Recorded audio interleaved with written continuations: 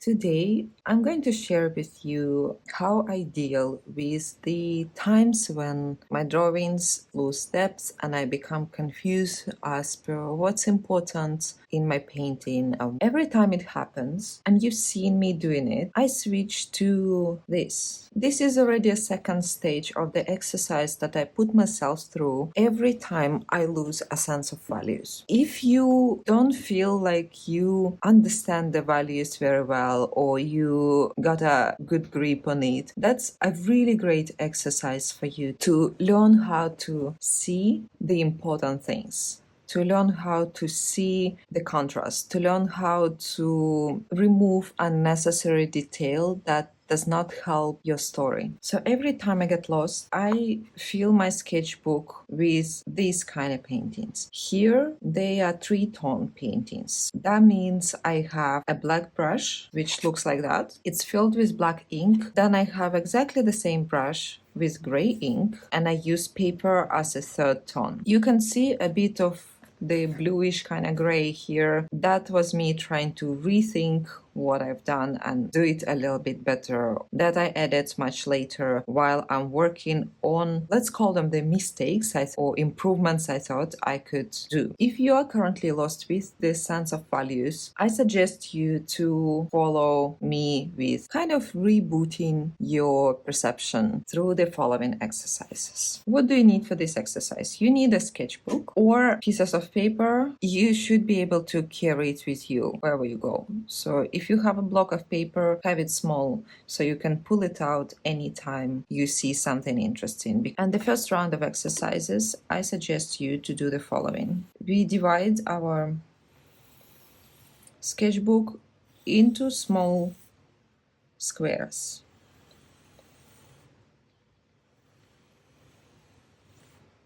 Where we are going to draw a lot of thumbnails. Why thumbnails? Because you don't have the space to go into details.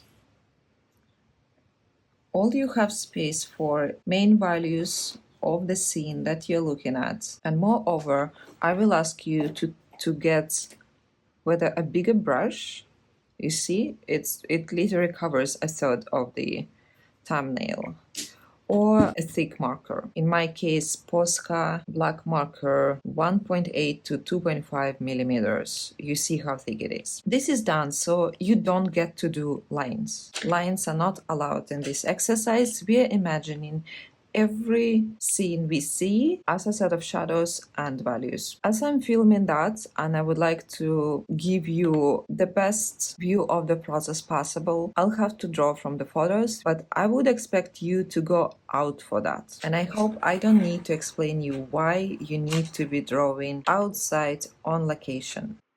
What you're looking for here in this exercise is the best way of highlighting the main feature of your drawing. What are you trying to show? Usually for me, it's a certain pattern of lights and shadows. This one is an easy example because the buildings are already white and the background and surroundings are quite contrasting, so it's easy to do. But don't let the colors of the surroundings, the native colors of the surroundings, affect your decisions on how you do your thumbnails. These white houses could have been black, it could have been night, even though I was drawing during the day. Have an open mind and look for interesting solutions of what you're looking for.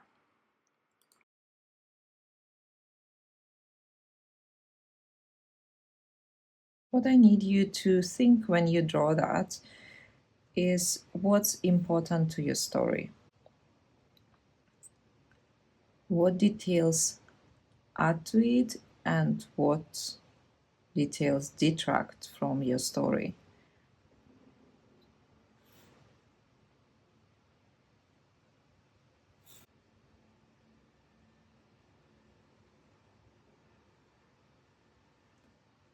For example, for me, the main hero of the painting is this warehouse building where currently there are cafes, and that's where I focus all my whites, and I don't want to show in detail the building that is behind.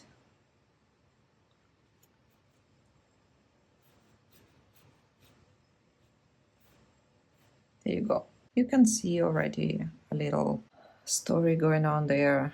I almost completely blend the buildings on the background, only leaving a small indication of something fairly geometric going on as a contrast to very delicate building here. How I work on mistakes. If I manage to cover up something, I can take white marker once it's all dry and I can add these details that I think I might have added.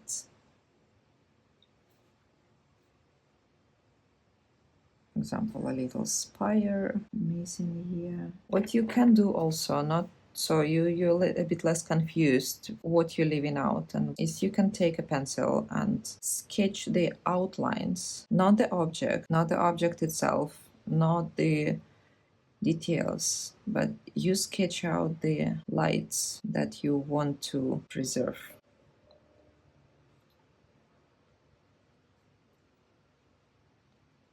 You can do it with a pencil, you can do it with a color pencil. It really doesn't matter what you use.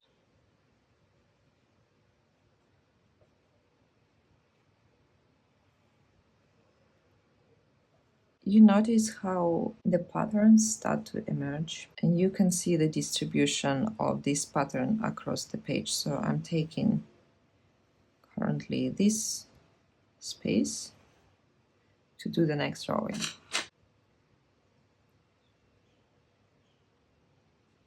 Otherwise might not be there, which are not separate graphic lines, just textures.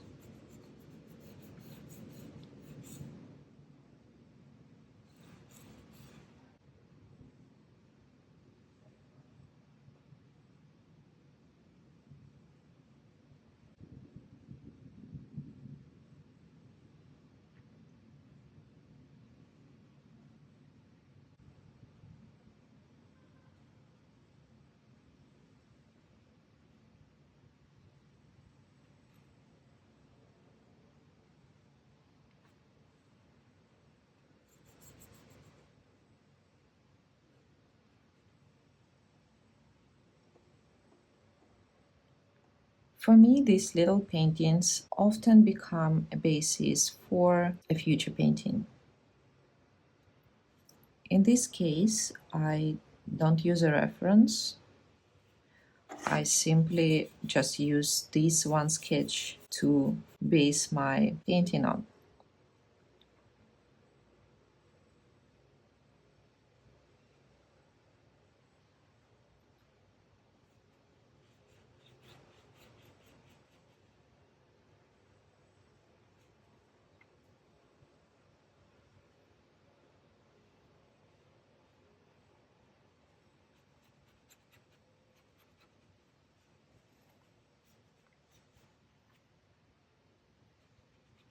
So I don't refer to any photos,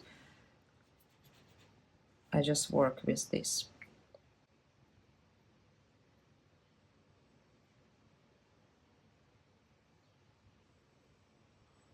I'm already starting to get ideas of how to recompose the pictures that I'm looking at thanks to these little exercises.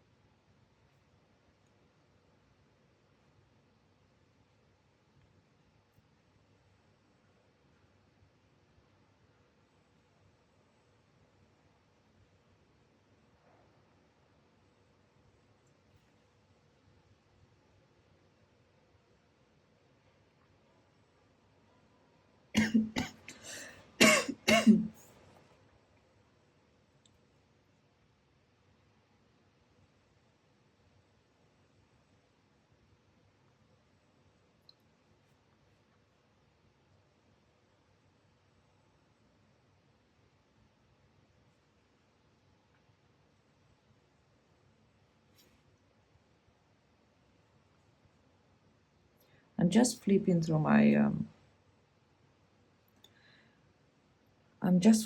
my photos without trying to pick anything pretty, and see what I can come up with, what sketch I can come up with, what composition I can come up with, just looking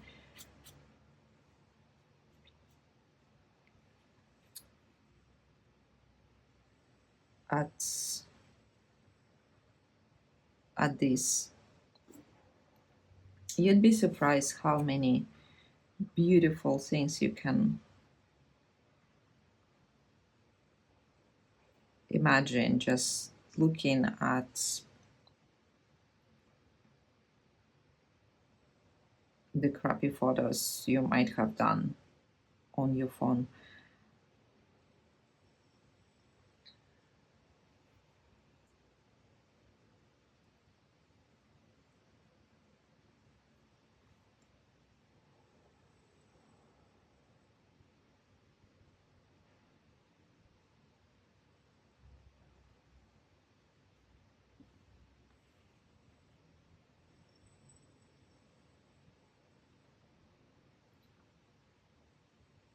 We often forget that we don't just draw what we see.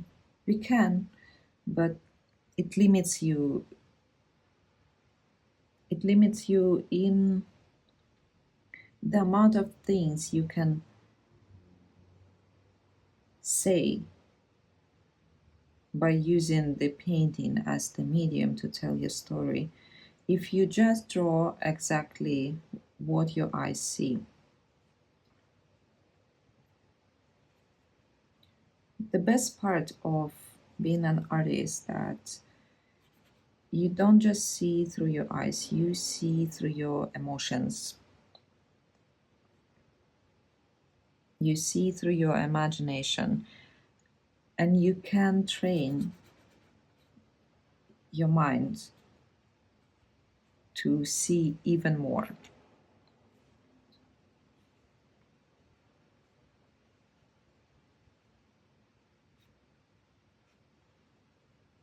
If you just teach your mind to look.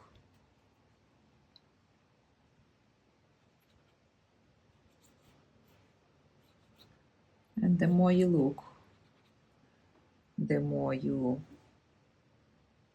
obviously see.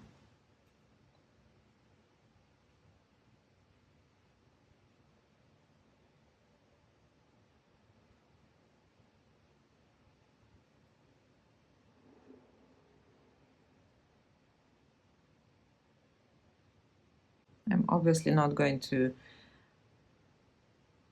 attach the photo of me for you to draw, but I just happened to flip through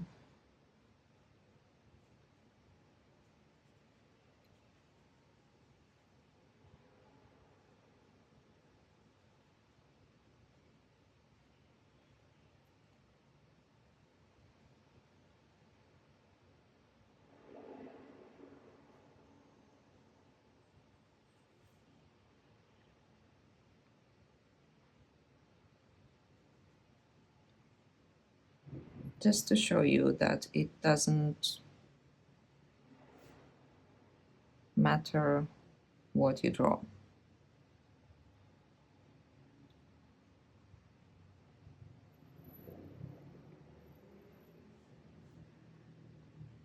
In this manner, as long as you do. A lot of schools have these kind of exercises. They start with when they teach beginners to draw. My problem with these exercises is only one, is that they move on from this to the next one too quickly. They usually start with a line exercise. When you get to draw a continuous line, most of you, if you ever took any courses, did that. What happens is you draw it for a day or two, and then you move on to pretty much this kind of exercise, which I find always happens too soon. What I suggest you here is to pick an area of something you have trouble with, whether it's a line or a value. Pick one exercise, whatever your problem with is, and keep doing it until you feel comfortable. Don't rush the process. You need time, and sometimes even 1 week is not enough.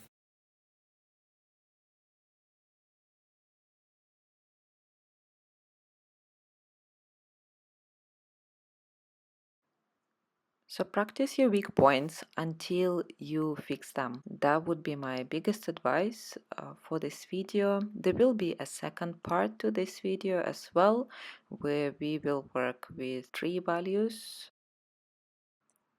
Enjoy your sketching. Try to take it outside or draw on location if you can. And I'll see you next week.